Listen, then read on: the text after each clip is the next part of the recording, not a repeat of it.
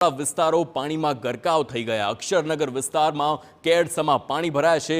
મહિનામાં બીજી વખત અક્ષરનગર પાણીમાં ડૂબી ગયું છે।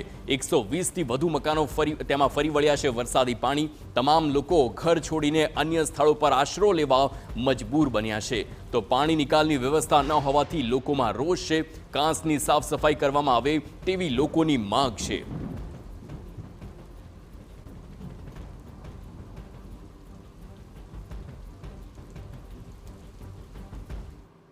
પડેલા ભારે વરસાદને કારણે બોરસદ શહેરના અક્ષરનગર વિસ્તારની અંદર પાણી ફરી વળ્યા છે।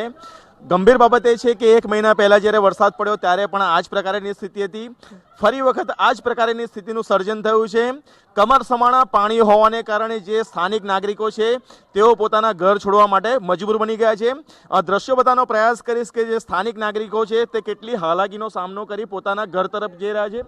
બીજી તરફ બીજા પણ દ્રશ્યો બતાવવાનો પ્રયાસ કરીશ કે જે નાગરિકો છે જેને 2 માળના ઘર છે તેઓ પોતાના ઉપરના માળ પર રહેવા માટે અત્યારે મજબૂર બન્યા છે।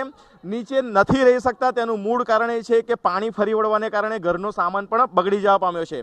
સૌથી ગંભીર બાબત એ છે કે એક મહિનાની પહેલા જ્યારે વરસાદ પડ્યો પાણી ભરાઈ ગયા। રાજ્યના આરોગ્ય મંત્રી ઋષિકેશભાઈ પટેલ પોતે બોરસદની મુલાકાતે આવ્યા।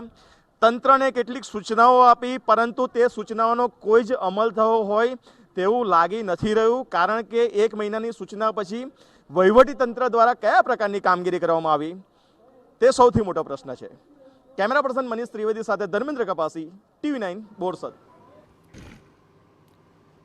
તો હાલ આ દ્રશ્યો છે આણંદના બોરસદના, જ્યાં અક્ષરનગરમાં કેડસમાં પાણી ભરાયા છે અને લોકોને ભારે હાલાકી ભોગવવાનો વારો આવ્યો છે। 24 જુલાઈના રોજ બોરસદમાં 13 ઇંચ વરસાદ પડવાને કારણે બોરસદ શહેરના જુદા જુદા વિસ્તારોમાં પાણી ફરી વળ્યા હતા। એક મહિના જેટલો સમય વીત્યો છે। ફરી વખત આ જ પ્રકારની સ્થિતિનું સર્જન બોરસદની અંદર થયેલું જોવા મળી રહ્યું છે। અત્યારે ઊભો છું અક્ષરનગર વિસ્તારની અંદર। અંદાજિત 120 કરતાં વધારે મકાનો અક્ષરનગરની અંદર આવેલા છે। જો કે જે પ્રકારે ગઈકાલે વરસાદ વરસ્યો અત્યારે પણ વરસાદ વરસી રહ્યો છે અને તેના જ કારણે સમગ્ર વિસ્તારની અંદર પાણી ફરી વળ્યા છે। નાગરિકોની વાત કરવામાં આવે તો ગઈકાલે જે પાણી ભરાઈ ગયા છે તેના કારણે તમામ નાગરિકો ઘર છોડી અને અન્ય સ્થળો પર રહેવા મજબૂર બન્યા છે। કોઈક લોકોએ મંદિરની અંદર આશરો લીધો છે, કોઈક લોકોએ આશ્રમની અંદર આશરો લીધો છે, પરંતુ કેટલાક લોકો એવા પણ છે કે જેઓ અત્યારે પોતાના ઘર છોડવા તૈયાર નથી। આપણી સાથે એવા જ કેટલાક ભોગ બનેલા લોકો છે, આપણે તેમની સાથે વાત કરીશું। શું નામ છે તમારું? સેમ્યુલ। સેમ્યુલભાઈ, આ કયો વિસ્તાર છે? આ અક્ષરનગર ગણાય બોરસદનો અક્ષરનગર વિસ્તાર, પણ જે સૌથી નીચાણવાળો વિસ્તાર છે। એક મહિના પહેલા પણ આ સમસ્યા હતી, મંત્રી આયા, બધી વાતો કરી, શું થયું?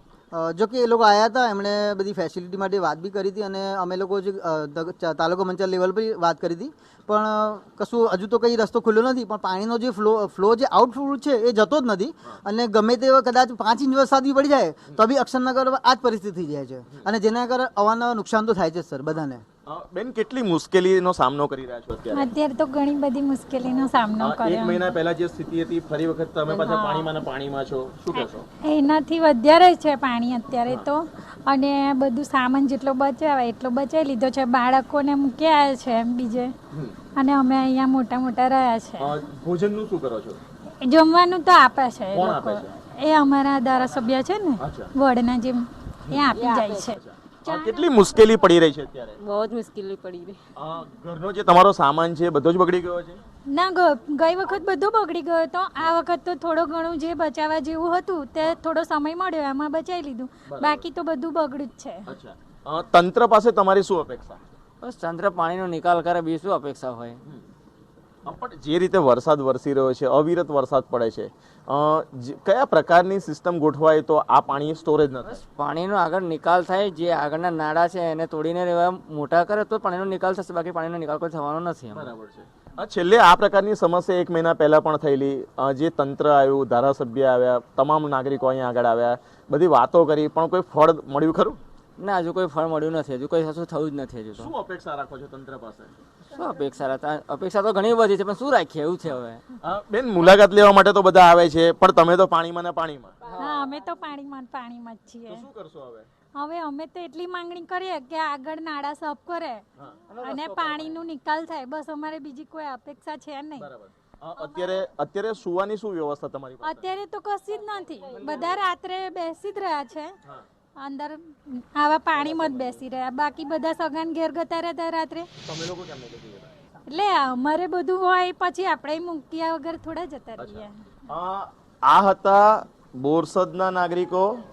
અક્ષરનગરની અંદર જે રીતે વરસાદ વરસ્યો તેના જ કારણે જે નાગરિકો છે તે સમસ્યાનો સામનો કરી રહ્યા છે. વાત કરવામાં આવે તો ઘરોની જે સ્થિતિ છે એ આપ દ્રશ્યોની અંદર જોઈ શકો છો. જે માલ મિલકત બચાવવા જેવી હતી તે બચાવી છે, પરંતુ જે રીતે પાણી ઘરોની અંદર પણ ફરી વળ્યા છે તેના કારણે વ્યાપક નુકસાન થયેલું જોવા મળી રહ્યું છે. કેમેરા પર્સન મનીષ ત્રિવેદી સાથે ધર્મેન્દ્ર કપાસી, TV9 બોરસદ.